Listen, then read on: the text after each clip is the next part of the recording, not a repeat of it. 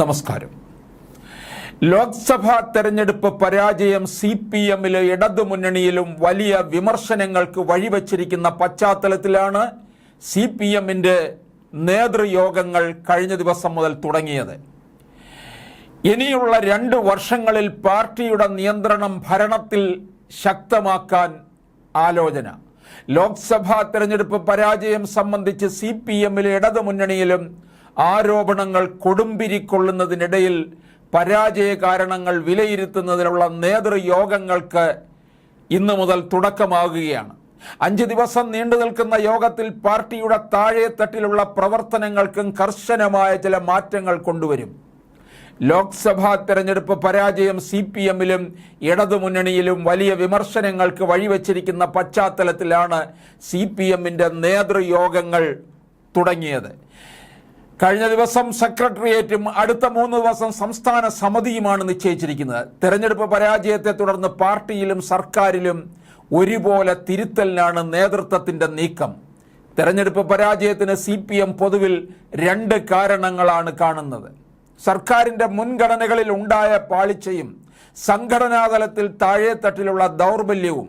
ഇവയ്ക്കുള്ള തിരുത്തലിനായിരിക്കും മുൻതൂക്കം നൽകുക. അതോടൊപ്പം തന്നെ പാർട്ടിക്കും സർക്കാരിനുമെതിരെ ഉയരുന്ന ആരോപണങ്ങളിൽ ബന്ധപ്പെട്ടവർ സ്വീകരിക്കുന്ന മൗനത്തെക്കുറിച്ചും വിമർശനം ഉയരുന്നുണ്ട്. അതെങ്ങനെ നേരിടണമെന്ന കാര്യത്തിലും പാർട്ടി കൃത്യമായ രൂപരേഖ തയ്യാറാക്കും.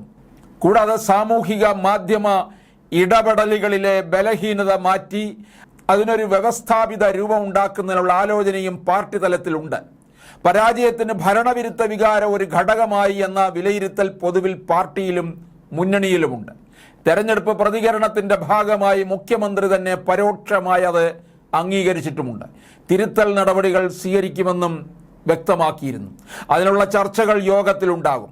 എന്നാൽ വീണ്ടും കേന്ദ്രത്തിൽ BJP നേതൃത്വത്തിലുള്ള NDA സർക്കാർ തന്നെ അധികാരത്തിൽ വന്ന സാഹചര്യത്തിൽ സാമ്പത്തികമായി സംസ്ഥാനത്തെ കൂടുതൽ മുറുക്കുന്നതിനുള്ള നീക്കം തുടരുമെന്ന വിലയിരുത്തൽ പാർട്ടിക്കുണ്ട്. കുവൈത്ത് ദുരന്തവുമായി ബന്ധപ്പെട്ട് അവിടെ വേണ്ട പ്രവർത്തനങ്ങൾ ഏകോപിപ്പിക്കാൻ പോകാൻ തയ്യാറെടുത്ത മന്ത്രി വീണ ജോർജിന് അനുമതി നൽകാതിരുന്ന കേന്ദ്രത്തിന്റെ നടപടി അതിന്റെ ഭാഗമാണെന്നാണ് CPM-ന്റെ കണക്കുകൂട്ടൽ. ആ പശ്ചാത്തലത്തിൽ പ്രതിസന്ധിയെ എങ്ങനെ നേരിടണമെന്നതിനെ കുറിച്ചുള്ള ആലോചനാ യോഗങ്ങളിൽ ഉണ്ടാകും. നിലവിലെ മുൻഗണനകൾ മാറ്റി നിശ്ചയിക്കുന്നതിനുള്ള നിർദ്ദേശമായിരിക്കും പാർട്ടിയിൽ നിന്നുണ്ടാകുക എന്നതാണ് സൂചന. ക്ഷേമ പദ്ധതികൾക്ക് ഊന്നൽ നൽകിക്കൊണ്ട് അവ പുനഃക്രമീകരിക്കുന്നതിനുള്ള ശ്രമമായിരിക്കും നടത്തുക.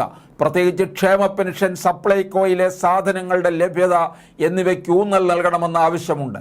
ഒപ്പം ജീവനക്കാരുടെ പ്രശ്നങ്ങളിൽ നീട്ടിക്കൊണ്ടുപോകാൻ പാടില്ലെന്ന നിർദ്ദേശവും പാർട്ടിയിലുണ്ട്. കേന്ദ്രം പഴയ നയം തന്നെ തുടരാൻ സാധ്യതയുള്ളതിനാൽ കൂടുതൽ വരുമാനം കണ്ടെത്തുന്നതിനുള്ള വഴികളെക്കുറിച്ചും ആലോചനയുണ്ടാകും. അതോടൊപ്പം മന്ത്രിമാരുടെ പ്രവർത്തനത്തിന് മാർഗരേഖയുണ്ടാക്കി പാർട്ടിയുടെ ഒരു കണ്ണെപ്പോഴും ഉണ്ടാകുന്ന തരത്തിലാകുമെന്ന സൂചനകളും വരുന്നുണ്ട്. ഭരണതലത്തിൽ മാത്രമല്ല പാർട്ടിയുടെ പ്രവർത്തനങ്ങളിലും വലിയ തോതിലുള്ള തിരുത്തലുകൾക്ക് യോഗം രൂപം നൽകും. നേരത്തെ തയ്യാറാക്കിയ തെറ്റുതിരുത്തൽ നയം പൂർണ്ണമായ എല്ലാ ഘടകങ്ങളിലും നടപ്പിലായെന്ന വികാരം പൊതുവിലുണ്ട്. അത് കർശനമായി നടപ്പാക്കും. ഒപ്പം കഴിഞ്ഞ 8 വർഷമായി ഭരണത്തിലിരിക്കുന്ന പശ്ചാത്തലത്തിൽ സംഘടനാ പ്രവർത്തനങ്ങൾ വേണ്ട രീതിയിൽ നടക്കുന്നില്ലെന്ന ചിന്തയും പാർട്ടിക്കുണ്ട്. അതിനുവേണ്ട പദ്ധതികൾക്ക് രൂപം നൽകും. താഴെത്തട്ടിൽ സംഘടനാപരമായ ദൗർബല്യമാണ് തെരഞ്ഞെടുപ്പ് ഫലം സംബന്ധിച്ച് പാർട്ടിക്ക് ലഭിച്ച കണക്കുകൾ തെറ്റിയതിലൂടെ വ്യക്തമാക്കുന്നതെന്നാണ് അഭിപ്രായം. അതിന്റെ ഭാഗമായുള്ള നടപടികളും മാറ്റങ്ങളും ഉണ്ടാകും. കൂടാതെ ഇടതുമുന്നണിക്കൊപ്പം എക്കാലവും നിലയുറപ്പിച്ച ഈഴവ വിഭാഗത്തിൽ നിന്നുള്ള വലിയ തോതിലെ വോട്ട് ചോർച്ച CPM-ന് അങ്കലാപ്പുണ്ടാക്കുന്നുണ്ട്. ലോക്സഭാ തെരഞ്ഞെടുപ്പിൽ പ്രതിഫലിച്ച വികാരം എന്ന് പൊതുവിൽ പറഞ്ഞ് ഒഴിയുമ്പോഴും അത് അവരെ വല്ലാതെ അലട്ടുന്നുണ്ട്. വെള്ളാപ്പള്ളിയുടെ നേതൃത്വത്തിൽ BDJS രൂപീകരിച്ചത് മുതൽ ഈഴവ വോട്ടുകളിൽ ചോർച്ചയുണ്ടായി തുടങ്ങിയിട്ടുണ്ടെന്നാണ് പാർട്ടിയുടെ വിലയിരുത്തൽ. 16-ൽ 21-ൽ അത് കാര്യമായി പ്രതിഫലിക്കാത്തത് മുസ്ലിം ന്യൂനപക്ഷങ്ങൾ ഒന്നായി ഇടതുമുന്നണിയെ പിന്തുണച്ചതുകൊണ്ടാണ്.